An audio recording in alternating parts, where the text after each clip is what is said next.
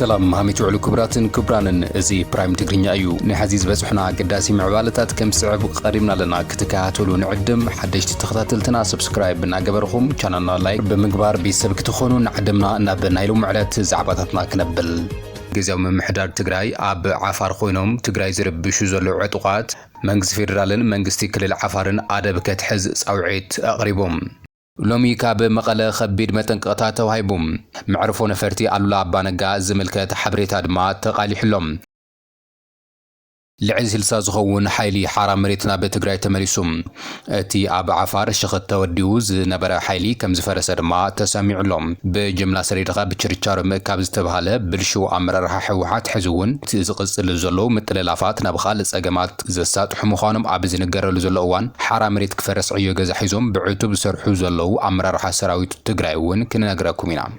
እዚ ከምዚሉ ንሃለወ እቲ ኣብ ሓራም መሬት ዘሎ ሓይሊ ካብ ህዝቢ ዓፋር ዝገጠሞ ሰፊሕ ተቃውሞ ከይረጋጋዕ ገይርዎም ምህላው ድማ ተፈሊጡሎም ሎሚ ኣብ ደቡብ ትግራይን ዓፋርን ብዝነበረ ከቢድ ተቃውሞ ምኽንያት መኻይን እቲ ዕጡቕ ጉጅለ ከም ዝተቃጸላ ድማ ሓበሬታታት ይወጸለው ብስፍሓት ኣብ ዝርዝር ክትሰምዕዎ ኢኹም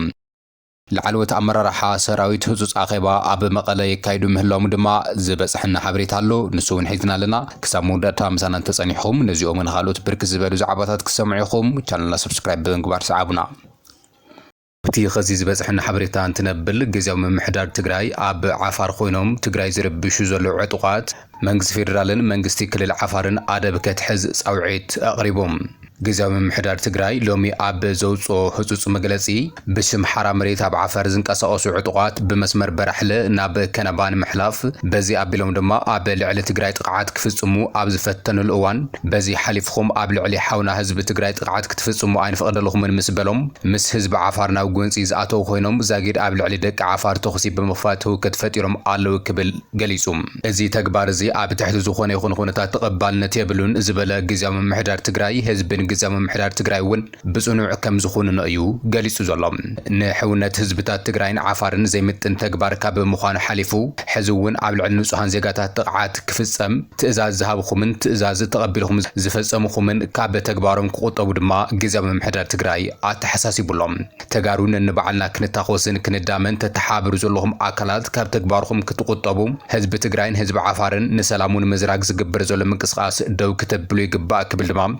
بريزيدنت جنرال تادس ورد زمرح جزاو من محداريو عب مجلس أسفيرو زلم وسيخو حزب عفار بحفشا كبابتات برحلن كونا باند ما بفلاي حونة حزبتات عفارن تجراي كيزرق ببوانو نتجبرو وزلقم حونة وحلافنة استملوا صنوعنا سلام امنتن حزب جزاو من محدار تجراي زلوا من عدان خبرن ان جلسو بمخنيات ابوشتنا استفتر الشجر زبس حكومه قداتن هوكتن بزقباء نجنزبوينا ازبل جزاو من محدار تجراي نايخلتيو حزبتات السلام معماون ابوشتنا زلو صقمات بلزم المفتاح كل مداي سعرنا አጥና ኸርና ክንቀጽለሉ ኢና ክብል ድማ ጀነራል ታደሰ ወረደ ዝመርሑ ግዚያዊ ምምሕዳርዩ ገሊጹ ዘሎም ወሲኹ በዚ አጋጣሚ መንግስት ፌደራልን ብሔራዊ ክልላዊ መንግስት ዓፋርን እዚ ጸገም ከይሰፍሕ ናብ ካልእ ተወሳኺ ሽግር ከይዓቢ ኩሉ ብህድኣትን ሰላምን ዝዘርግ ተግባራት ከይፍጸምን ዝከኣሉ ኩሉ ጻዕሪ ክትገብሩ ነተሓሳስብ ይብል እቲ መግለጺ ግዚያዊ ምምሕዳር ትግራይ ጸገም ትግራይ በተጋሩ ኣብ ትግራይ ክፍትሕ ኣለዎ ኢሉ ብጽኑዕ ይኣምን ዝበለ ግዚያዊ ምምሕዳር ትግራይ ስለዚ እንተስተደናግርኹም ወይ ዝሓሸ ኣማራጭ መሲልኩም ጸገምና ብኣፎም ክንፈትሕ ኢና ኢልኩም ትንቀሳቀሱ ዘለኹም ወገናት ዘለኩም ኣፈላላይ ብሰላማውን ፖለቲካውን አገባብ ንምፍታሕ ዘለና ቁርብነት ደጊምና እናረጋገጽና ናብ ዓድኹም ክትመለሱ ንልዝብ ቁርባት ክትኾኑ ግዚያዊ ምምሕዳር ትግራይ ደጊሙ ጻውዒት የቕርብ ክብል እቲ መግለጺ ዛዚሞም لعز هلسا زخون حيلي حرام مريتنا بتجراي تمليسوم اتي اب عفار شخت وديبو زنبر حيلي كم زفرس دما تسمع لهم عسرت مرحتي كفل سراويت مرحتي رجمنتن مرحتي حيلن زركبهم ابلات مسعودكم انا بتجراي كم استملسو دما تجليسوم بشم مبرغاوي جنبار اب شخت كاب زتتايش حيلي لعل سلسا زخونو تمليسوم كم زلو فلفلات نغيرومنا اتوم اب حرام مريت نيروم نا بتجراي استملسو نبر سراويت تجراي كاب ابيستو هابم بركز بلت الاخو بمنصاقيوم نا بعدم تمليسوم زلوم وشتاوي بوليتيكاوي ጸገማት ትግራይ በፖለቲካውን ሰላማውን መንገዲ ጥራህ ክፍታሕ ይግባእ ዝበሉ ተመለስቲ ጀነራል ታደሰ ወረደ ተጋሩን እንብዓልና ክንዳመ ይብልናን ኢሉ ብዘቅረቦ በዝሕለፎ መልእኽቲ መሰረትን ዘቅረቦ ጻውዒትን ተቀቢሎም ናብ ዓዶም ከም ዝተመለሱ ድማ ንዲደብሊው ኣብ ዝሃብዎ ቃል ኣፍሊጦም ኣለዉ እቶም አመራርሓ አባላትን ዝርከብዎም ተጋሩ ኣብቲ ፈለማ እዋን ፖለቲካዊ ጸገማት ትግራይ ንምፍታሕ ሓራ መሬት ኢሎም ዝጽውዕዎ ከም አማራጺ ምውሳዶም ድሕሪ ምግላጽ ኣብኡ ምስ ኸዱ ድማ ቃልሶም ብኻልእ ኣካል ከም ዝተጨወየ ብምግላጽ እቲ ዝቐረበሎም ጽሑፍ መቃለሲ ነጥብን እውን መበገሲኡ ንትግራይ ዝረብሕ ከም ዘይኾነን ንኻልእ ዘቐድም ብምንባሩ ኣብ መንጎ ታሕተዋይን ላዕለዋይን መሪሕነትን እቲ ኣብ ሓራ መሬት ኣለኹ ዝብል ሓይሊ ኣፈላላይ ክፍጠር ከም ዝኸኣለ ድማ ኣረዲኦም እዮም። ውሽጣዊ ፖለቲካዊ ጸገማት ትግራይ ዝፍትሑ ብሰላማውን ፖለቲካውን ዘተ ጥራሕ ክኸውን ይግባእ ዝበሉ እቶም ተጋደልቲ ሓራ መሬት ኢሎም ኣብ ዝጽውዕዎ ቦታ ዝርከቡ ካልኦት ወገናት ኣሰሮም ስዒቦም ዓዶም ክምለሱ ጻውዒት ኣቕሪቦም ብሰንኪ ሕወሓትና ፈረሰን ኣብ ሓራ መሬት ዝተጸንበሩ እቶም ነበርቲ ዲኤፍ ኣብ ዓፋር ዝተረፉ ውስን ሓይሊ እውን መብዛሕትኡ መውፅእ መንገዲ ዝናድ ምዃኑ ድሕሪ ምግላጽ ተጠርኒፎም ናብ ትግራይ ካብ ዝመጹ ብተወሳኺ ብውልቆም ሕዚ ናብ ትግራይ ዝመለሱ ዘለዉ ኣባላት ከም ዘለዉ ድማ ገሊጾም እዮም። ብጀነራል ገብረ እግዚአብሔር በየነ ወዲ አንጥሩ በርኸ በረኸ ወዲ ራያን ናብ ዓሰብ ክንዘምት መምርሒ ተዋሂብና ኣይተቐበልናዮን ዝበሉ እቶም ኣመራርሓ ክፍለ ሰራዊት ንሕና ኢትዮጵያውያን ኢና ቀይሕ ባሕሪ እውን ይምልከተና እዩ ክንዘምት ኢና ተዳለው ኢና ተባሂልና ብምባል እዚ መምርሒ ብፍጹም ዓይነት ግብርን ንሕና ንትግራይ እምበር ንኢትዮጵያ ኣይወፃናን ዝብል ቁጥዐ ከም ዝተወልዐ ድማ ተዛሪቦም ንሕና ሰራዊት ኢትዮጵያ ይኾናን ምስ ብልጽግና ኮይኑ ንትግራይ ዝወቅዕ ሓይሊ እውን ኣይህሉን ዝበለ ሓደ ካብቶም ኣመራርሓ ኣብ ዝተማየጥናሉ ሰነድ ብግልጺ ንሕና ሓሽከር ብልጽግና ምዃንና ዝገልጽ ኣሎ ንዓና መጫወቲ ውልቀ ሰባት ክገብሩና እዩ ድሌቶም ንሕና ናይ ውልቀ ሰባት ሰራዊት ኣይኾናን ድማ ኢሎም ብተንቀሳቓሲ ምስሊ ኣሰንዮም ኣብ ዝሃብዎ ሓበሬታ እቲ ምንቅስቓስን ህዝቢ ትግራይ ጥርቲ ብል ጥቕሚ ከም ዘይብሉ ዳርጋ ኩሉ ኣባል ዝተረድኡ ሓቂ ምዃኑ ዝገለጹ እቶም ካብ ሓራ መሬት ዝተመለሱ ወገናት በዚ ምኽንያት በብውልቁ ናብ መረበቱ ዝመለስ ኣባል ብርክት ዝበለ ምዃኑ ድማ ኣረዲኦም እዮም። ነዚ ስዕቡ ድማ ብኣንፈት ጸለምቲ እውን ናይ ምብትታን ተርእዮታት ከም ዘሎ እዚ ድማ ዋና ኣዛዚ ጸለምቲ ግንባር እዮብ ሙሉወርቂ ዝተባሃለ ኣዛዚ ምስ 4 መሓውሩ ምምላሱ ስዒቡ ከም ዝኾነ እዩ ተገሊጹ ዘሎ። ልዕሊ ኮር ዝተባሃለ ኣመራርሓ ናይ ህዝቢ ትግራይ ዝኾነ ሓይሊ መኸተ ንሓደ ጉጅለ ክውግን ድሕሪ ምግባር ብዘፍረሱ ሰራዊት ትግራይ ካብ ሓራ መሬት ተመለሱ እናበለም ካብ ሓራ መሬት ተመሊሶም እናበለ ዘይንዓወት ዝቆጽሮ ዘሎ ሕወሓት ብጅምላ ሰዲድኻ ብችርቻር ምእካብ በሊሕ መሪሕነት ኣይኾነን ድማ ተባሂሉ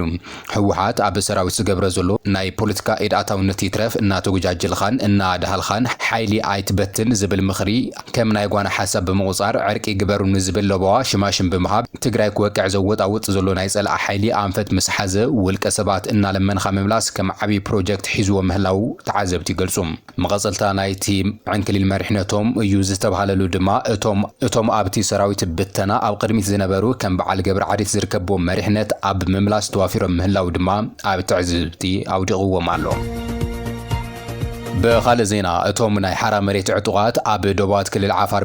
برتع تقومو يقطمو مهلاو تفلت لهم أتي بالعلوي نت جنرال صادقان قبرتن سايز مرح تبهلو ترتر زلو عطو جلا بوجن وردا كونابام أب زميناوي زو عفار عارج زلو ناب عفار مساعتو كاب حزبي تقوم كم زبصحو تجلس لهم حزبي عفار نتي جلا بمقوام دما أتوم عطوات تسافروا ملن زمصو مخاين بمنداد ناب زمصو وكبتاتونو كم زجبرهم يتحبروا زلهم أب أوانتي تقومو أب العلي أبالاتي جلا بزعبات زبصح أكلا وجودا استسمع حبريتها كوانت زي هالهم علامات جلا كم زفشل دما ينجري زلهم مخنيات نايزي دما حزب عفار ببلسقنا كم زدقف زي نجار العطو جلا كم زي تقومون اتي زحلف وجا عبل على حزب عفار زوردو نايس بهوة النبرة عنوة عبي بمخانون بفيدرال منجست دما ان حزب عفار اخل كحساس الذي توهابه كم زخون ايو تقاليت زلهم ازي خمزين هالو دما حزب عفار عبل علي محدار اول 4 بلشو امرارحن بلشو نانخمون بزي محدار معباله برتع قريتات يقرب كم زلو تفليت لهم بتوسخي ابتي كلل زنبرو لعلوه حلفتي منجست ون هاديموم نعت قاوي قالسينا ببرخاتات ايرترا كم زاتو يفلتيوم لومي كاب مقاله خبيد متنقطا توهيبوم معرفو نفرتي الولا ابانغا زملكه حبريتا دما تقاليحلهم مع بمعرفو نفرتي الولا ابانغا زتتخلو مسارحتات دحنتهم نفتاش زعل مسارحتي كالابريشن ككيد كم زخونه استغلص خوينو معرفو نفرتي الولا ابانغا ببي خلت عمت نزكايدو ناي كالابريشن سراحتي مالتون اب معرفو نفرتي الولا ابانغان خبابيون نفرتي انت عارفان انت العلان اتي خابي زلو مچونت نمفلات علم كم زسرحيو غاليصو زلم حزي دما مقصلتاتي اب زحلف سنبت 10 مسكرم 2010 عام تمرز زكايدو منقسقاس هن علات 22 مسكرم 2010 عام تمرتون فولي منقسقاس نفرتي مالتون ناي كاليبريشن سراحتي سلازكايد نباري كتما مقلن كبابيون نزي فريتو كصنحن كጭنقنيو اتحساسي بزلو ممحدار كتما مقله نزي زبله ازي ዝካየድ ዘሎ ስራሕቲ ካሊብሬሽን ኣብ እዋን ጸገማት ኣውሮፕላን ብቴክኖሎጂ ተደጊፉ ንክዓርፍ ዝኽእልሉ ዝተተኸሉ መሳርሒታት ድሕነቶም ንምፍታሽ ዝዓለመ ኮይኑ በዝሒ ነፈርቲ ንምውሳኽ ዓበይቲ ነፈርቲ ንክዓርፋ ከምኡውን ዓለም ለኸ ረቋሒ እቲ መዕርፎ ነፈርቲ ንምዕባይ ከም ዝሕግዝ ምምሕዳር ከተማ መቐለ ኣብ ዘውፁ ሓበሬታ ኣመላኺቱሎም። لعلوت حلفتي سراويت تግራይ ኣብ ህጹጽ ኣኼባ ምህላዎም ተፈሊጡ لعلوت ኣመራርሓ ዞባ ዝርከቦም ኣብ ማሕደርቲ ወረዳታት ኢሉውን ኣዘዝቲ ሰራዊትን ኣካላት ፖሊስን ዝተሳተፍሉ ናይ ሓባር ጸጥታ ኮሚቴ ኣብ ኣኼባ ይዝት ምህላው ተፈሊጡ ዘሎ እቲ ዘተ ምስ ኣብ ሓራ መሬት ዘለው ዝተኣሳሰር ኮይኑ ኣብ ዞባ ዶም ምብራቕ ትግራይ ዘሎ መደባት መሰረት ገይሩ ከም ዝሳለጥ ድማ ተፈሊጡሎም ኣብ መውሓ ሰላምን ጸጥታን ትኹረት ዝገበረ ኣፈጻጽማ በጀት ኣፈጻጽማ መደባት 2017 ዓ.ም ዝነበሮ ጥንካረን ዝተረኣየ ክፍተትን ብሓላፊ ዘፈር ሰላምን ጸጥታን እታ ዞባ ኣይተ ዘሚካኤል ዝተወልደ መድህን ይቀሪቡ ተዘቲሉም እቲ ዞባ ኣብ ገበንን ስቃት ገበንን ቅትለት ፈተነ ቅትለትን ወራ መሬትን ክትራንን ሕገ ወጥ ዝውውር መናእሰይን ጉድለት ሰናይ መምሕዳርን ካልኦት መደባትን ካብቶም ትኹረት ተዋሂቦም ዝተፈተሹ ዓበይቲ መደባት ጸጥታ ምዃኖም ድማ ተሓቢሩሎም ኣብቲ ገምጋም ላዕሎት ኣመራርሓ ዞባ ኣብ ማሕደርቲ ወረዳታት ኣዘዝቲ ሰራዊትን ናይ ፖሊስ ኣካላትን ይሳተፉ ምህላዎም ጉዳያት ኮሙኒኬሽን ዞባ ዶብ ምብራቕ ዝሓበር ኮይኑ ከም በዓል ጀነራል ዮሐንስ ወልደ ጊዮርጊስ ተሳቲፎም ከም ዘለው ድማ ፍልፍላት ነጊሮምና ኣይተ ጌታቸው ረዳ ኣብ ፖለቲካ ኢትዮጵያ ኩናት ትግራይን ዝምድና ምስ ኤርትራ ብዛዕባ ዘሎ ኣገደስቲ ጉዳያት ኣድሂቡ ሰፊሕ መብርሂ ሂቡ ኣይተ ጌታቸው ረዳ ምስ ጋዜጠኛ ግሎባል ፓወር ሽፍትን ዝሃበው ቃለ መሕተት ብዛዕባ ፖለቲካ ኢትዮጵያ ቀርና ኣፍሪካ ብሰፊሑ ዝዝተይሉ ነጥብታት የልዒሉ ኣገልጋሊ እቲ ንሱ ክመውት ብርክት ዝበል ፈተነታት ዝገበረ ስርዓት ብልጽግና ኮይኑ ዝሰርሕ ዘሎ ኣይተ ጌታቸው ረዳ ኣብ ፖለቲካ ኢትዮጵያን ትግራይን ምብራቕ ኣፍሪካን ዓለምን ርእዩ ፖለቲከኛ ከም ዝኾነ ካብ እዋን ናብ እዋን እናመስከረ መጽዩ ንሱ ኣብ ዘካየዶ ቃለ መሕተት ስምዕነት ፕሪቶሪያ ንህዝቢ ትግራይ ካብ ሙሉእ ጥፍኣት ንምድሓን ዝተገበረ ናይ መጨረሻ ምርጫ ከም ዝነበር ድሕሪ ምሕባር ኣብ ግዜ ኩናት ብርክት ዝበል መናእሰያት ህዝቢ ትግራይ ዝሓለፈው መከራን ስንክልናን ብምጥቃስ እቲ ኩናት ካብቲ መሪሕነት ሕወሓት ዝሓሰቦም ጸላእ ኮይኑ ናብ ዘይተደለየ መደምደምታ ከም ዝበጽሐ ድማ ገሊጹ መሪሕነት ሕወሓት ክሳብ ሞት ክንቃለስ ብዝብል ብዝገበሮ ስሕተት ብዙሓት መናእሰያት ብጣዕሚ ከም ዝሞቱን ህዝቢ ኣዝዩ ከም ዝተጎድአን እዩ ሓቢሩ ዘሎም ንሱ ኣብ ግዜ ኩናት ትግራይ ንሓይሊ ብዝመርሑ ብዝእዙዙን ዝነበሩ ብጾቱ ብምጥቃስ እቶም መራሕቲ እቲ ውድብ ንፖለቲካዊ መቐናቐንቶም ንምጥፋእ ከም ዝሰርሑን ሓደ ካብቶም ነቲ